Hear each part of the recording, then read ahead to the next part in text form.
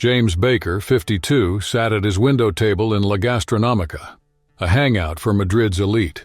He was there alone, quietly marking the anniversary of the hotel chain he'd built with Lisa, the wife he'd lost in an accident 5 years earlier. On his left hand, a white gold signet ring with a sapphire, a 2-century-old heirloom, caught the candlelight. When the young waitress approached, James barely looked up, until he heard, "Excuse me, sir, my mom has a ring identical to yours." The words sliced the air like shattering glass. Only 3 such rings existed. One was here, another had vanished 25 years ago. The third rested in Lisa's grave. The tycoon felt his stomach drop. He stared at the jewel, then at the girl's face, unaware of the weight of her words. Madrid, November 2024. The dining room pulsed with quiet laughter and expensive wine glasses, but James's world shrank. Every chime of the wall clock reminded him of the life he'd let slip away. The tailored Italian suit and flawless haircut were his armor. Inside, doubt advanced. Who was that girl's mother? How could she have the missing ring? Could the past really not be buried? James breathed in, caught the scent of truffles drifting from the kitchen, and lost his appetite. In the distance, the lights of Gran Via blinked, promises of answers. He stood up, ready to follow the thread fate had just tossed him. James swirled his glass to catch the aroma of the red when a soft voice interrupted. "May I pour more wine, Mr. Baker?" He looked up. The young brunette, uniform spotless and smile restrained, waited for his answer. The badge read, "Anna." With a discreet tilt, she poured. The ruby liquid ran down the crystal. As the glass filled, James noticed her gaze kept drifting uneasy to the ring on his left hand. "Is everything okay?" he asked, trying to sound casual. Anna bit her lip, took a breath, and leaned close enough that only he could hear. "Sorry to be forward, but your ring caught my eye." James raised his hand. "My ring? My mom has one just like it," she confided. "Same inscription, same design. I grew up hearing it was one of a kind. When I saw yours, I froze for a second. The air seemed to leave the room." James set the glass down, heart racing. "That makes no sense," he muttered. "This ring has been in my family for generations." Anna stepped back but kept her gaze steady. "I know. That's why I'm nervous. If it's the same model, maybe our stories are connected in a way neither of us expected." The customer's chatter faded. For a moment, only that circle of gold lay between them, gleaming under the chandelier, inviting them to uncover the origin of the strange coincidence. The afternoon light poured through the jeweler's stained glass window and made the ring sparkle. James's heart pounded. The piece was identical to the one he'd worn since boyhood. His great-grandfather had ordered only 3 back in 1890, one for each son. One stayed on his finger. Another had disappeared 25 years ago with the body of his twin brother, Kevin. The third had never surfaced. Until now. Hands sweating, he called the clerk. The young woman approached, set a tag on the counter with the buyer's name, and asked if she could help. James swallowed hard when he read it. Anna Jenkins. The surname meant nothing, but the ring screamed. He drew a breath and ventured, "What's your mother's name?" "Lisa Jenkins," she replied. "Do you know her, sir?" The floor seemed to give way. Lisa was the name of the wife he'd buried 5 years earlier. Today she would be 47, the exact age Anna would mention next. "How old is your mom?" he pressed, trying to stay calm. 47, are you okay? You're pale." The store seemed to shrink. The impossible was taking shape. The lost ring, the repeated name, the exact age. James gripped the counter as if hanging from a ledge. "Anna, I need a favor. Could you show me a picture of her?" Confused, the girl unlocked her phone, opened the gallery, and turned the screen. In the image, smiling among autumn leaves, was Lisa, alive, intact, looking at him as if time had never passed. James was speechless. Whatever came next would challenge everything he thought he knew about death, family, and fate. The phone's buzz vibrated between James's trembling fingers. He stared at the display, heart pounding. The screen showed a recent photo, hair a bit shorter, faint lines at the corners of her eyes, but the same intense green, the same tilted smile.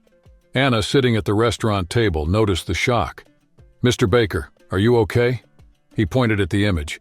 "That woman, where does she live?" "In Cuenca, sir." The girl frowned. Do you know her? Without answering, James jumped up so fast the wine glass toppled, breaking the hush in the hall. Curious eyes turned toward their table. He drew a deep breath, sat back down, and in an urgent whisper asked, "Anna, I need to know everything about your mom, right now." "You're scaring me, sir. What's going on?" He rubbed his temples, trying to pull his thoughts together. "Sorry. Your mom looks way too much like someone very important to me." Tension hung in the air. Torn between doubt and worry, Anna went on. "Her name's Lisa Jenkins. She's lived in Cuenca for as long as I can remember. She worked as a secretary her whole life until she retired 2 years ago." Her words echoed in James's mind. Every detail reignited memories he thought he'd buried. The restaurant buzz picked up again, but for him everything moved in slow motion, like a forgotten door had just cracked open. "And your dad?" James asked, acting casual. "I don't have one. Mom says he died in a work accident when I was a baby." A chill ran through James. Work accident. Before becoming a hotelier, he'd been an architect. 25 years ago, he'd faked his own death in a building collapse to run off with Lisa. Now, right in front of him, this young woman repeated the same story. And the photo on her student ID showed her mom was identical to the Lisa he'd mourned 5 years earlier. Keeping his voice down, he pressed on. "What's your birthday?" "March 15th, 2001. "Why?" The math was instant. 23 years, 9 months after the last night he'd spent with Lisa before the supposed accident. His heart pounded. The hotel lobby, so noisy a moment ago, seemed to go silent. "My God, this can't be," he muttered. Anna frowned. "What can't be?" James noticed she bit her lip the same way he did and had the same faint dimple on her left cheek. Details he saw in the mirror every day. The image of Lisa smiling on the construction site balcony came rushing back, layered over Anna's face. He took a deep breath, trying to steady himself. "I'm sorry for all the questions. It's just, I think I know something about your dad." Her eyes widened, part curious, part cautious. "I'm listening." James realized every word from here on out could change both their lives forever. He'd spent years haunted by a nagging doubt. But the moment the young woman opened the studio door, everything clicked. The slightly upturned nose, the arch of her brows, the slender hands holding the cloth, every feature pointed to a connection he couldn't ignore. "Anna," he called, voice shaky. "Has your mom ever mentioned someone named James?" The question hung in the air. She shot him a puzzled look before answering. "Never. I only hear her whisper that name after a little wine. She gets sad then, but shuts down." James's heart raced. If Lisa still murmured the name, she was alive. And if she was alive, Anna might well be his daughter. He shot to his feet. "I need to talk to your mom, now." "Sir, it's already 10 at night and she's in Cuenca, over 2 hours away," Anna reminded him. "I don't care.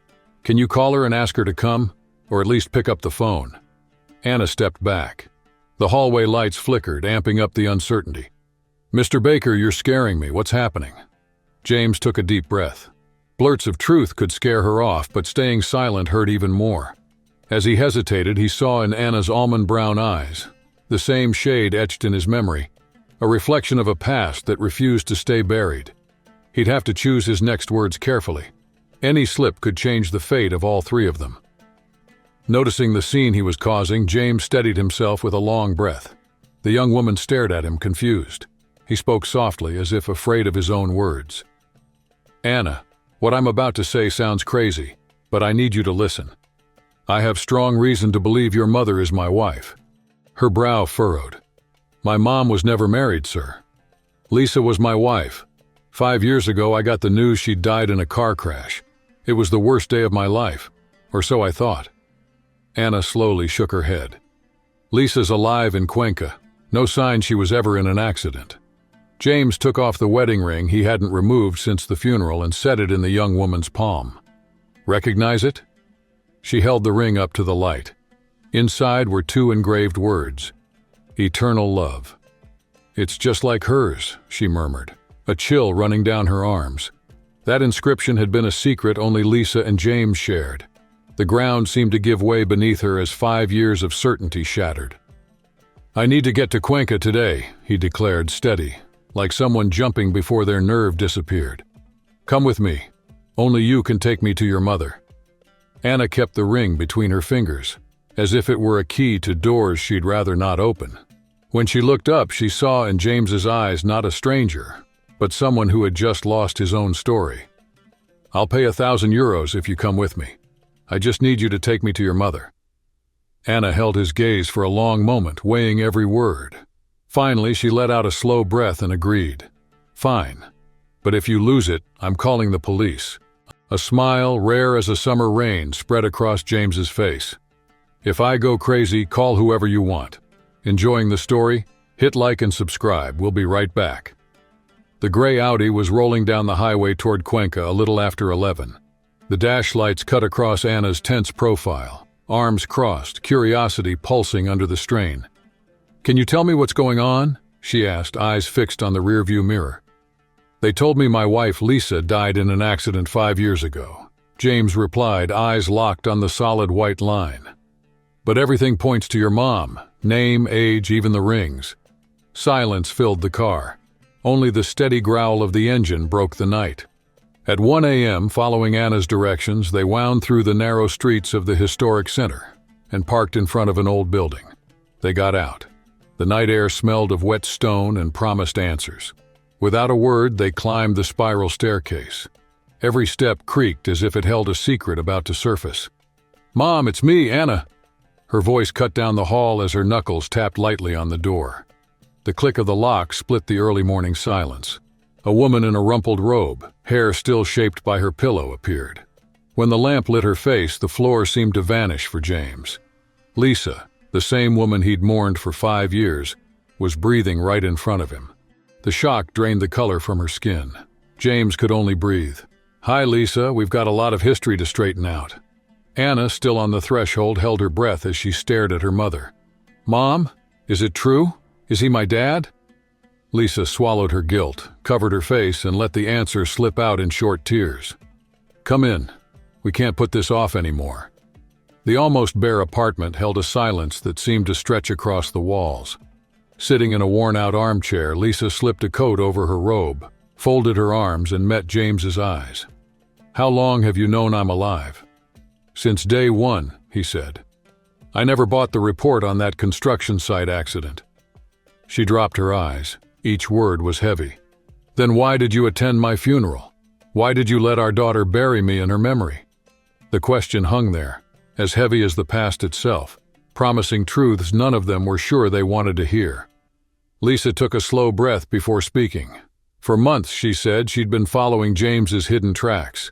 Shady deals with Simon Garcia, suitcases of cash changing hands at night, messages that sounded like death sentences. Each sentence made James's face harden, skin taut, as if the weight of it all had just landed on his shoulders. He managed only one question, low and dry. How had Simon's name reached her? Lisa said that one afternoon she caught a plateless car in her rearview mirror. The man behind the wheel was Vasquez. Straight to the point, he cornered her. "Either fake your own death and disappear, or both of you will be silenced forever." Anna, listening without grasping the danger, wanted to know who that guy was. James summed it up in one word: criminal, and admitted bitterly that he never should have taken his deals. Then came the final blow. Lisa revealed she had accepted the deal not out of selfish fear, but because of something she had just discovered. She was 2 months pregnant. She carried a life that couldn't be exposed to Vasquez's crosshairs. Faced with that, faking her death and hiding seemed like the only way. James, caught between shock and guilt, stepped back, as if searching the past for the exact moment when everything had gone wrong. And yet that confession was only the beginning. There was a feeling in the air that the next move could redefine everyone's fate. James stared at Anna as if uncovering an ancient secret. "Why didn't you ever say anything?" "Because you would have tried to stop me and we both would have ended up dead," Lisa replied, her voice steady but her gaze wavering. Anna shot up from her chair. "I spent 23 years living a lie." "I wanted to protect you," Lisa insisted. "I said your father had died because it was the only way to keep you safe." James stepped forward, regret heavy on his shoulders. "If I had known you existed," Lisa went on. "After I faked my death, Simon left you alone but swore he'd kill me if I tried to find you. I lived under threat until 5 years ago he was killed in a gang war." I read it in the paper, and for the first time I could breathe. "Why didn't you come back?" James asked. "Time changed me, and I thought it was too late," she whispered. Anna, confused, opened the door. "I need air. I need to make sense of all this." The silence that followed was dense. More than 2 decades filled the room. "She has your manner," Lisa remarked. "And your courage," James returned with a half smile. Lisa took off her ring and offered it. "I should give this back." "It was always yours," he refused. "After your fake death, I quit the dirty business. Simon won the moment he took you from me." Lisa looked at him in a new way, as if rehearsing an uncertain future. James drew a deep breath. "Lisa, many years have passed. Can we still rediscover each other?" "James, we're not the same people we were 25 years ago." "Maybe that helps. Maybe now we'll do better." The door creaked. Anna came back, eyes wet but steady. "I want to get to know my dad, but with conditions." "Whatever you want," James said quickly. "First, no more lies. I promise. Second, I want to learn about your life little by little." "Of course," Lisa said, weighing every word. "Third, swear business will never come before family." James stepped closer. "I swear I've learned no amount of money is worth anything without the people we love." Anna held his gaze, then nodded. "Then let's try." Lisa pulled them both into a hug that pieced shattered parts together. In James's chest, something long forgotten rekindled. Hope. 6 months went by. On the rooftop of Valencia's most elegant hotel, lanterns swayed over linen-covered tables. Anna was turning 24, now with both parents at her side. Reconnecting had been slow, marked by shy coffee dates, train rides between Madrid and Valencia, and silences that no longer hurt. Anna swapped her waitress shifts for hotel management classes, paid for by James. Lisa rented an apartment a few blocks away. Together, Mom and Dad explored new routines, propped up by old memories that refused to fade. "So, what do you think?" Anna twirled, letting her blue dress ripple. Lisa straightened her necklace. "Perfect. Looks like it was made for you." Before the mirror could answer, James appeared with a velvet box. "I have a present," he said, his gaze linking daughter and wife. The lid lifted. On the lining lay a rose gold ring, twin to the ones he and Lisa wore. "It's the symbol of our family," he explained, "but this one is just yours." The metal touched Anna's hand and the tears came. "Dad," she murmured, testing a long-stored word. James hugged her. Lisa closed the circle. Hours later at dinner, Anna raised her glass. "6 months ago, I felt fatherless. Today I have a home. We still stumble through the roles of parents and daughter, but we keep trying, and that's enough." "To second chances," James toasted. "To love that persists," Lisa added. Anna finished. "And to families that find each other when they least expect it." 3 years later, in a small ceremony, James and Lisa renew their vows. Arm in arm with her mom, Anna leads the way to the altar. Afterwards, James donates almost all of his hotels to a foundation that Lisa now runs. The mission? To reunite separated parents and children and turn pain into fresh starts. Anna had always viewed life as a board where the pieces shift without warning. After graduating with honors, she took over one of the family's hotels and, in just months, turned quiet hallways into packed rooms. James's talent, Lisa's sensitivity. On that mild night outside Madrid, they were having dinner on the veranda when she raised her glass of wine. The pause caught their attention. "You know what intrigues me most?" she asked, watching the liquid swirl in the glass. Both leaned forward at once. "What?" "It all depended on one ring. If I hadn't been in that restaurant, if I hadn't noticed Dad's ring, our stories might have stayed parallel." James interlaced his fingers with hers and Lisa's, closing a circle that had been open far too long. "Destiny has quiet ways of stitching families together," he said. Lisa nodded with a slight smile. "Sometimes what we're looking for shows up when we let go of the reins." Anna added, "And happy endings appear the moment we stop counting the clock." 3 hands, 3 rings, 3 paths that had crossed again. In the metallic shine was proof that love survives decades apart, that bonds can be remade even after necessary lies, and that miracles prefer to disguise themselves as coincidences in restaurants most people barely notice at first glance. The waiter brought another bottle. The conversation now felt like it was only beginning. 5 minutes ago, you clicked on this video out of curiosity. Now you might be reliving that day when a random detail turned the key to your own story. The unexpected phone call, the forgotten note, the old ring that crossed generations. If something like that has ever changed your path, hit the like button below to show that coincidences aren't just luck. I want to hear from you. Have you ever run into someone on the subway after years with no news? Gotten a letter that pointed you the right way? Drop in the comments the moment destiny surprised you and brought back someone who seemed lost. Maybe a reunited father, a brother who returned, a friend who became family. Every story strengthens this community that believes ties don't break with time. If reunion stories speak to you, click subscribe. That way, the next chapter of this series hits your feed before routine gets in the way. Share the video with someone who needs a nudge to believe in second chances. And if you feel the universe lines up the pieces to bring the right people together, type Destiny Reunited down below. It doesn't matter how many years have passed or how many secrets were kept to protect the ones we love. Genuine affection always finds a way. Sometimes it's a simple family heirloom that links distant points on the map and puts hearts back in sync. Stick around, because soon another story is coming that will remind you nothing is impossible when love decides to act. Thanks for staying until the end. May every reunion shared on this channel remind you to keep close the people you miss and to listen to the subtle signs life sends. Take care of your ties, celebrate the simple gestures, and keep your heart open to the surprises destiny has in store. See you in the next video. Until then.